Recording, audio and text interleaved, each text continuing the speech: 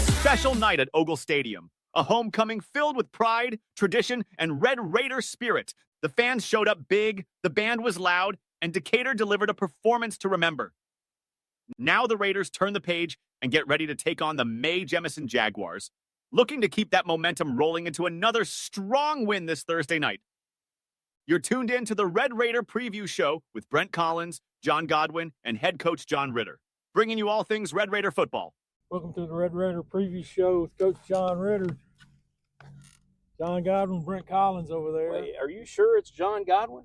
Are you sure it's John Godwin? Yes, it is. Cut that hair off. Is it the new and improved John Well, Godwin? you know, it's a little late. I saw that hair on my shoulder. I said, it's done now. Hey, the locks are still flowing though, You can't John. you can't go back. Can't go back. You look professional now. Thank you. All right, Coach. Since I wasn't there, tell me about the Columbia game. It was a typical homecoming game. It was an absolute fiasco up until 7 o'clock. But then, I thought we struggled at first offensively. We kind of shot ourselves in the foot. We didn't play with a lot of grit and enthusiasm. And we really challenged them at halftime to be better. And I thought we responded in the best possible way, really in all three phases. Defensively, I thought we played extremely well the whole half. I mean, they had 10 snaps inside the 10 and got no points. And a lot of that was self-inflicted, but there was a lot of licks passed and a lot of good tackling on our part.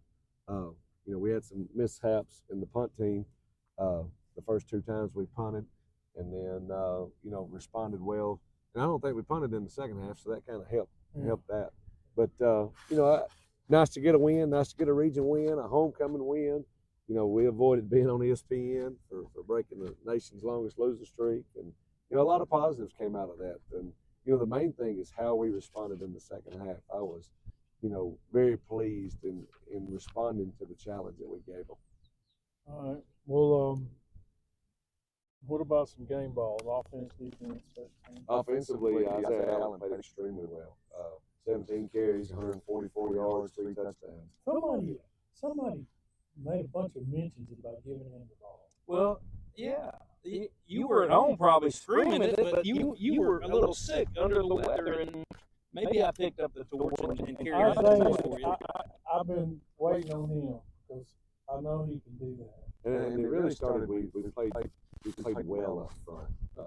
Especially in the second half. And he probably had the majority of his yards in the second half. And I'm gonna tell you who else played extremely well. Kai Nervin played tight end. And did a really, really, really great job. He's a guy that's not going to say anything, one of those unsung hero type guys, but he has gotten better and better each week. And I love to play with a tight end because, it does a lot of things for you offensively. And I thought he played exceptionally well. Defensively, Deshaun Swopes was our player of the game. What, 3 interceptions? 2 interceptions. He got credit for one of Morris's down there. Okay. But we created 7 turnovers, and that was huge. We turned the ball over twice on punt return, just kind of bad hops that kind of got the best of us. But when you create 7 turnovers, that's really good. And Deshaun played extremely well. He's another guy. He's starting to figure out what we needed to do and how we needed to do it. And he's played better and better the last 3 weeks. And, still just a sophomore, young kid. Special teams. I thought Hudson Collins came in, he's our backup punt long snapper. And after the first 2 kind of went rogue, he did the last 2 and was spot on. Then he's our short snap guy as well. And we were clean. In every one of those snaps and holds, we hit a 30-yard field goal, and we barely missed another chip shot field goal that we should have hit, but obviously that's kind of why we decided to kick field goals instead of going for it, just to give that guy Rosales some much needed work, and he was 1 for 2 on the night. I saw him kicking during a pregame, and he was hitting from 40. I mean, he's got the leg. He's consistent from about 40, 42. Mm-hmm. And he hit the first one from the left hash and missed the other one from the right hash. And after talking to him, I think he likes the left hash better. So we just got to make sure we make a mental note of that. And going forward, we need to make sure if we're in a must-score situation where we might need a field goal, that we stay on that left side of the field. Well, and you make a great point, because as we get down to the end of the season, we could determine a game off of a field goal. So Absolutely. it's good to get him out there getting some reps, and he's getting comfortable out there. You got a good unit that's going forward. I think it's interesting to note that Hudson being the long snapper, but more than that, being the son of one of the greatest punt blockers in the Decatur High history. That's the word. His daddy. That is the word. That's what I heard. Is that the self-proclaimed word, or is that the word? That's what my Coach understanding. Rivers. All right, so when games like that happen, injuries, we come out okay. Yeah, for the most part. Just regular bumps and bruises and that sort of stuff. Yeah, Ethan Prater's he's played the last 2 weeks with a broken thumb, and the bone that it sits on is like a little saddle. It kind of shifted on him, so he's out this week. Hopefully get him back next week. There's a possibility that he may have to sit for an extended period of time. Can you not put a hard cast on that? I mean, because I saw that he had a soft cast on. I was like, man, that's ugh. Yeah, which it was taped up, and I mean, he's got a hard cast now. Okay. And hopefully that's going to make it heal a little bit faster. And because he's a guy that does a lot of things for us. But I thought we got capable guys that have stepped in. Jacob Marshall's played a lot, and Chance Elliott's played a lot as a freshman. Doesn't look like a freshman, but he's still 14 years old. But those two guys have kind of split time at that Will linebacker and our Sam linebacker, and have done a really good job. Before Brent talks about Mae Jemison, I wanted to ask you, since I was at home, I was watching it from the bed, but just the question of, is it the nature of this team to come out a little flat, have to work your way into? It seems that way, doesn't it? It seems like it's getting. I mean, some teams are like that. Yeah, I think we kind of feel our way through, and I don't know why. And if I could change that with a snap of a finger, I probably would. And, we've talked about it before. Probably through it too. I think that's when you. That's our personality. It's the personality of our kids, and really everything. When you find out that's the personality of your kids, does that help you coach them better? Yeah, if you notice, we've deferred the last 2 games.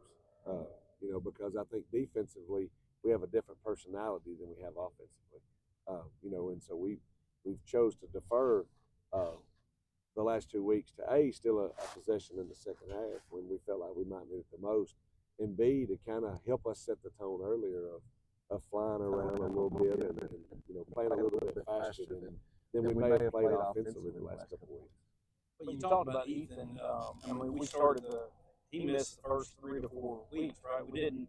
You talked about him preseason, and then we finally got a glimpse of him. And then he broke his thumb. But I tell you, the way he has grit, and he's relentless. I mean, him and Casey together, that's a good tandem right there. Yeah, linebacker. And it's really stepped up Caden Oliver's game too. Yeah. Caden has had a really, really good year. We're asking Caden to do a lot of things because we think physically he can. If you notice, he's playing in the box, but he's also played some defensive end. And talking about another kid, Braden Simpson is a senior. Mm-hmm. Braden is a roll down for us who is kind of spatially awkward, because of his lack of playing time. And, he came out as a junior, so he's spatially awkward just because of experience. But we put him at end last week in a really kind of a nickel package, almost a dime package, where our defensive end with Chance Elliott and Simpson and number 22 was coming off the edge like a maniac. Yeah. I think we found something that he's comfortable doing. Yeah, he was trying to time it. He timed it a few times later on, but that one down close to the end zone, he timed that up perfect. Great play. And very instinctful play. Yeah, he's athletic. And how is he spatially awkward? He just is. But coming off the ball when he had a defined role of getting a 5, go get the ball, and he was able to skid it back, and I thought he played extremely fast, and that's what we need out of him, and finding things that these kids can do to make them successful. You know, he's a senior, first time to really get to play and to see him have success, man, that's what it's all about. Semi Coates, I got a chance to talk to him before the game, but good Auburn man, of course. Did y'all have some conversations before the game? Yeah, we talked a little. You know, and I knew a couple of their coaches, Coach King. We had one of our former assistant coaches over there. He came to say hello. And then Rod Bird's another guy who was there that I've known since West Morgan days, really. You know, so talked to those two guys, talked to Sammy a little bit, you know, and then before talked to all those guys after the game. Yeah, it was a struggle to see their center. I don't know how many yards they went backwards, but they got the center exchange. Finally, at the end of the game, they got under center and had a little trouble. Yeah, so a little trouble. Yeah, it's okay. That's fine. But somebody else have a little bit of trouble. I agree, 100%. All right, so rolling forward, great homecoming win. We're going to come back to some of the extracurricular activities at the end of the interview, but rolling into Mae Jemison, we actually go to Joe Davis Stadium, the former Joe Davis Stadium. They've converted to a soccer complex. Did you ever play there? I played there, yeah. I actually injured my MCL. Blocking a punt. You know, that game we were playing diamond defense, and every linebacker on our team had been hurt. I was like third string, and I was the only linebacker left, and I go down that game. But I don't think they had the grass down. I think we still had dirt in the infield when it was the baseball field. But yeah, I would think it plays a little bit better for football with the layout of a soccer stadium now, isn't it? It is. It is. And I'll tell you, it's a really nice venue. You know, You been? I've seen pictures, you know, and I've talked to a couple guys that have played there, just asking questions about locker room and about, you know, about this and about that. And, you know, that's one thing when you play at Ogle, when you like at Russell, when you play at Russell Stadium, most shows, you know, I like playing in nice venues. You know, in Milton Frank with all their upgrades is really, really nice. You know, and Joe Davis will be another great venue for these kids to say that they got to play in. And, you know, what better way to get a third victory in a row to play in a venue like that? Their head coach, I did a little research. He's been there 3 years. So, like, coming off of Columbia, where they've had different head coaches in multiple years, I'm not sure Lee may be in the same boat, but what do you see with this Mae Jemison team that maybe you didn't see in the Lee Generals and the Columbia? Oh, you know, just the consistency that Coach White has brought to Jemison, which, you know, they used to be Joe Johnson back in the day, and Harold Wells was coach there for years and years and years and years. You know, they're very sound in what they do. You know, they've got a Tennessee commit, they've got a South Alabama commit at safety. You know, they got some really good players. You know, when they line up, they do what they're supposed to do. They're extremely athletic. You know, and it's a game that's going to be won and lost. Hopefully, you know, 5 or 6 plays. And if you go back to last year, I think it's a similar story. You know, we're coming off 2 wins. You know, we kind of battled back 2 or 3 times. We tie the game, and then we give up a kickoff return for a touchdown and lose 28-21. You know, hopefully we're on the good side of that this year. But you know, if we do our part and they do their part, then I think it's going to be a great game. That kick returner, did he graduate? That's a good question. I don't know. You know, they've always. He's pretty strong. I know that. You talk about athletes. They've always had good athletes. J.O. Johnson, when I played, Wayne Mackin, who played at Mississippi State, very good athlete. You know, and they early 2000s they had a quarterback, Savage, that was a big time recruit. You know, they've had dudes for years and years, and you know this team's no different. Hezekiah Harris, number 11, going to Tennessee, 6'7", 230. You know, and you can coach a lot of things. You can't coach 6'7". Is Harris going to be matched up against him? You know, they kind of flip flop him around. Okay. You know, him or Will. You know, in either way, it's going to be a strong matchup. And you know, we've got some things up our sleeve to kind of help our tackles out. You know, or help our tight end out if he's matched up. To cope, you know, hopefully kind of alleviate some of that stress. So let's talk about it. It is a Thursday night game. How does that change the preparation for what we do? You know, we bumped everything up, and then we kind of combined 2 days. So, you know, Monday's normally a huge install day. We changed install Monday to kind of an install / work day. Tuesdays are normally a huge work day for us, 22 periods. We kind of backed off of them yesterday, just because we are a little nicked up, 7 games in. And we went, a lot of team, a lot of group. And then today, which is normally a huge special, or Thursday for us, is a huge special teams day. We went out in shells and we did some team and some inside. So we kind of combined Wednesday, Thursday, so that we still got, all the work that we felt like we needed, but also kind of took care of our kids all at the same time. So the travel day to Mae Jemison, we'll have the pep rally at 3. What time will we get going to About 4 o'clock. We'll leave, and then we'll get on the bus 4, be pulling out, 4:05, 4:10. We usually give ourselves 50 minutes, make a 35-minute trail, because 565, you never know. That time of day, for sure. Hopefully we're going against the grain on that, though. So just any highlights on what we expect to see on offense, defense, and special teams with them? Offensively, it's a lot of stuff.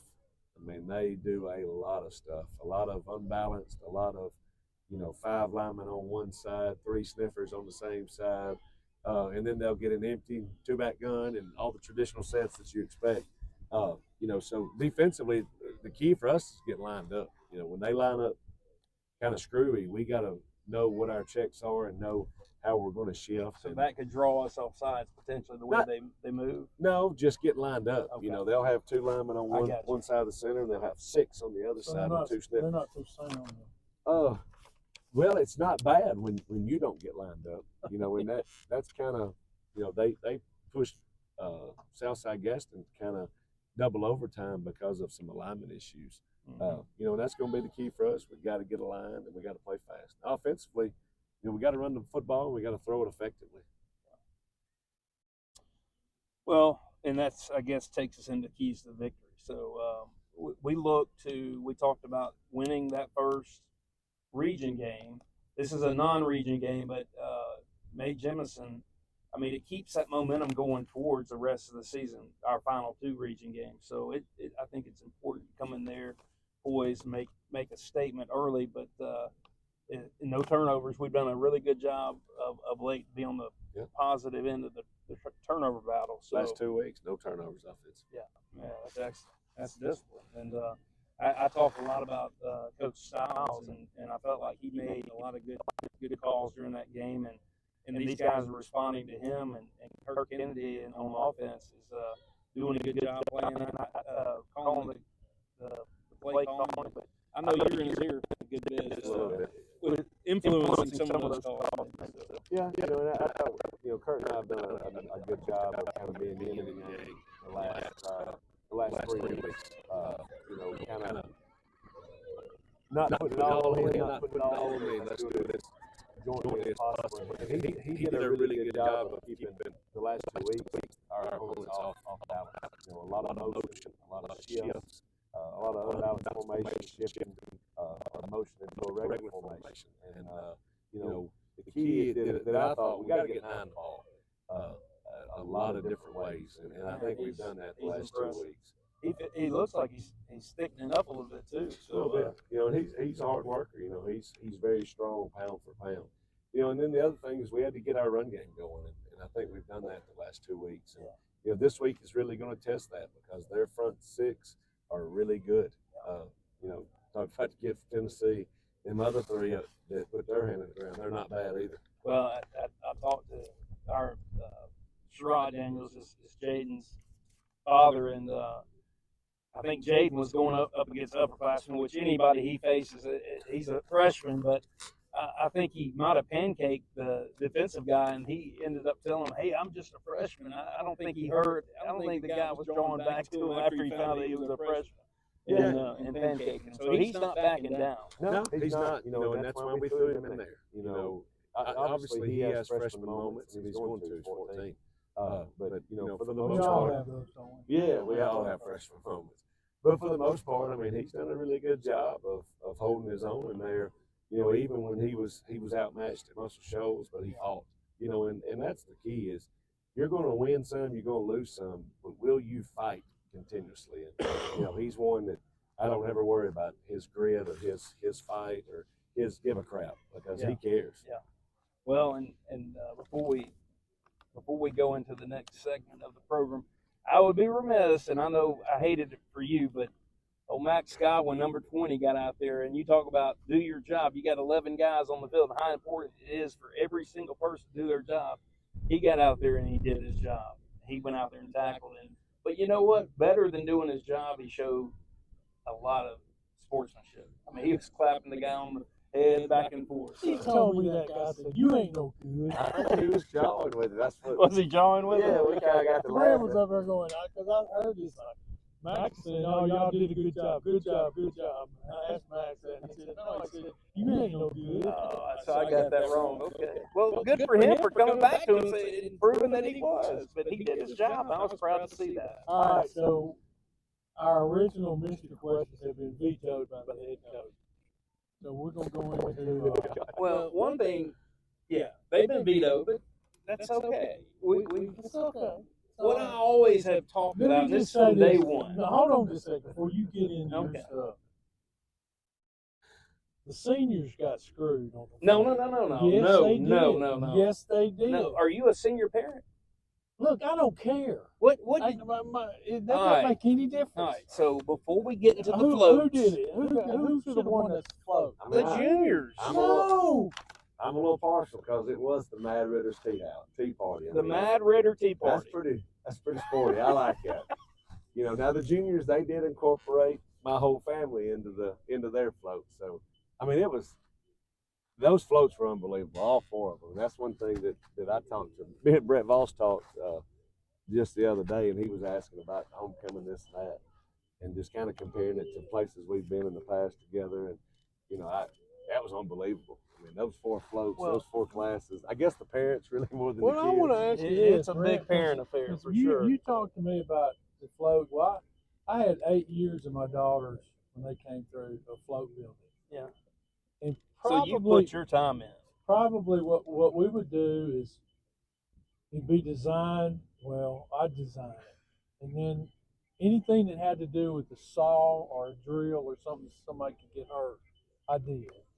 But doing chicken wire and stuffing and all that, all the kids. See, they don't have any chicken wire now. I know. This stuff that they're doing, it's next level. Listen, who does all? I mean, is it like lick them, stick them? They start 2 months before and just on the side they're doing the little tissue paper, but making little balls. I mean, I don't know. I don't do it, but I should. And I got in a lot of trouble from Wesley Perry saying you can't take credit for that win. I mean, you didn't help with the flow. Who, you? Yeah, he told me, I think. But well, you know why? Because his little fingers are all colored up on them little palms he's been rolling up. Hey, listen. What I wanted to give a lot of credit. I mean, but even before the Thursday night before when we had the pep rally, and this is something I've always said to you, Coach Ritter, you and Lauren have moved to Decatur and have completely immersed yourself in the community. And I mean, we're starting to see some dividends on the football field and how that comes into play. But Thursday night, one of the local restaurants had just reserved them a table on the outside of their restaurant. Thanks for Grill. And some of your coaches, their wives, the kids, they all came out. There was some.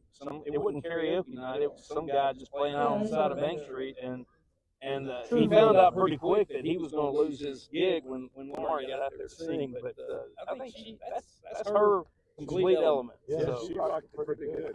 And and I'm gonna tell you, that's what makes a community special and makes Decatur special. Is absolutely our wives and the kids. I think all the kids were on the football float, so our wives went and sat at Bank Street, watched the parade, and then we joined them with our kids and stuff after the pep rally and had some dinner and socialized a little bit, and Lauren singing, and that's what makes the hard work and the long hours and frustration. That's what makes it all worth it. Is those little moments when you get to enjoy time with your staff and enjoy time. We had 4 or 5 players there with us sitting around, and that's the fun part. And you know, I'm blessed to be here. I mean, because we're all in. I mean, we burnt the ships when we got here. Listen, you completely, y'all had a good time, but you had your game face on that night. I knew you knew it was the day before the game, and you were wanting to have fun, but at the same time, you knew I was tired. we had a game to play, huh? Homecoming. God, Well, let me also that's a rough say this week. too. The little Turney girl, congratulations to her for Absolutely. being the. And then George Youngblood won the King. And let me just say this too. I did not realize, but the homecoming Kings. They raised $20,000 for the animal. The animals. So that's a good job. I thought the band did great. I thought the cheerleaders did great. You know, we had 3 kids, Wallace, Caden, and Harris, that were all up for King and help raise that money. And you know, to have 3 football guys chosen. Is that chosen by the peers, maybe? I think it is. We didn't have no King. To have last year Trey was the King. I'm saying back in the day. Oh, I got you. Yeah. We didn't have Kings either. You know, for the football team to be represented like that, it says a lot about those young men. All right, Coach. Well, let's get ready to go play Mae Jemison tomorrow, which is Thursday. So, you know, which exit do you get off the Parkway to go to Joe Davis? You know?